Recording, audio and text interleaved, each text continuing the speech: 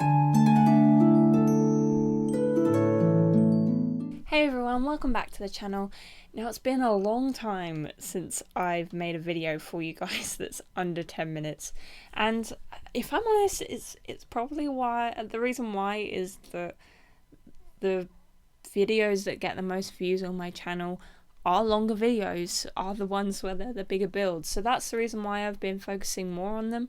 But if you guys want to see more short builds from me, or shortish builds, I'm pretty bad at making things really short like this one, because I just want to keep adding and adding and adding. I guess having it as a starter build gives me that restriction. I can't keep on adding. With this one I could have kept going. I think it ended up being, with the lot, 16,000 and something, so still a decent amount of money left over. You could even add like another bedroom or something like that. So this is only one bedroom. I wasn't sure if it was good or not. I don't know, I've been getting that a lot recently. I've been looking at things and been like, is this actually any good? I can't tell anymore. I can't tell if I'm just being overcritical or whether I've actually made a decent build. But anyway, so it's supposed to be like a little cottage. Maybe it could be like a fairy wonderland kind of cottage. Maybe it could just be a standard one, who knows. But I just wanted to say, with the roof, where I've done that crossover, I've done that a few times in my previous builds, but that crossover, I used the flat-sided, what is it half gabled?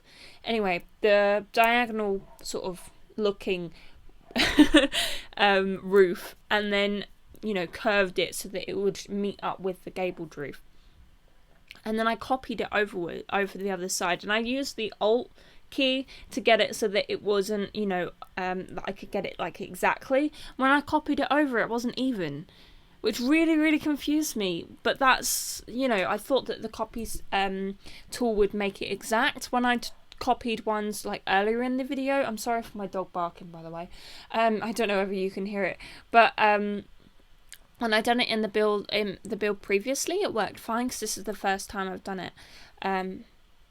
But then, like, that time it didn't work. Also, I really wanted to put that wall trim on that side bit, the offshoot, but it was sticking through the roof. Like, even when I made it like a triangle sort of shape, like it had big sticky out bits on each side, but then when I made it sort of a more square shape, it was still like an obvious line going through the roof, which was really kind of annoying. Okay, I think my dog stopped barking now. I'm sorry if she keeps going and if you guys can hear it. But I also wanted to say that finally, after a year of YouTube, I have bought myself a mouse. I've talked about this a few times, but I've actually got one, and this is the first build where I've actually used the mouse to build. And I was in a Sims 3 camera mode, so I was messing it up to begin with a little bit. But yeah, I hope that it looks alright. I was building a bit slower because it's not the controls that I'm used to, but yeah, I hope that it was okay. But yeah, it's kind of weird that I haven't used a mouse all this time, and I've been using the trackpad on my computer.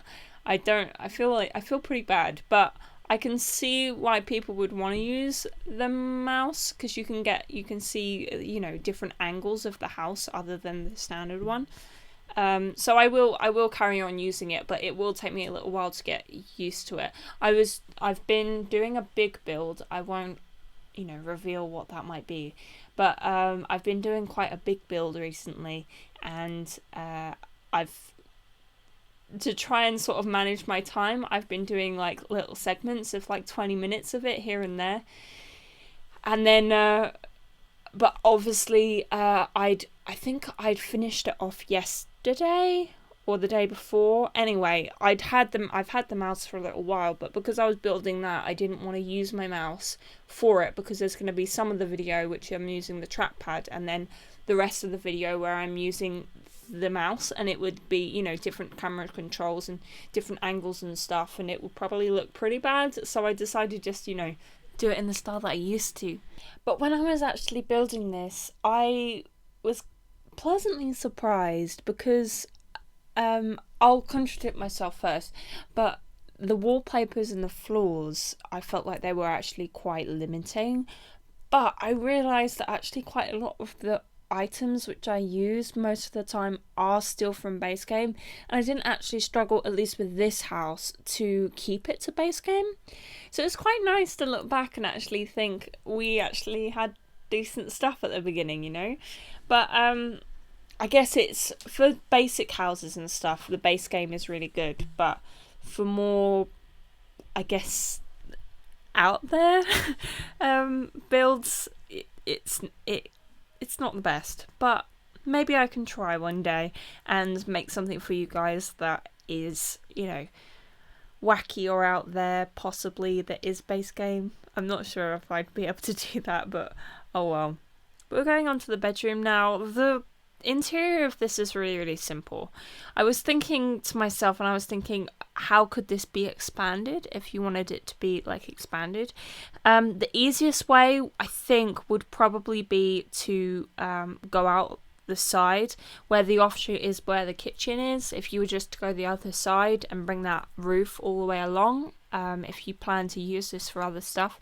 But if you just bring that along a few tiles, then you could fit a bedroom in there, and maybe move the sofa along one square and the TV and stuff, and then you can put a door in there into another room, if that makes any sense. But there is a way that you can make this so that it can expand, but I think it is supposed to be, you know, a smaller thing. I haven't put any skill objects, but you've got about like $3,000 or whatever to spend on that kind of thing, so it should be all right. But we're getting to the end now. That was so quick. I'm so not used to them being that short. But anyway, thank you very, very much for watching, and hopefully see you again soon.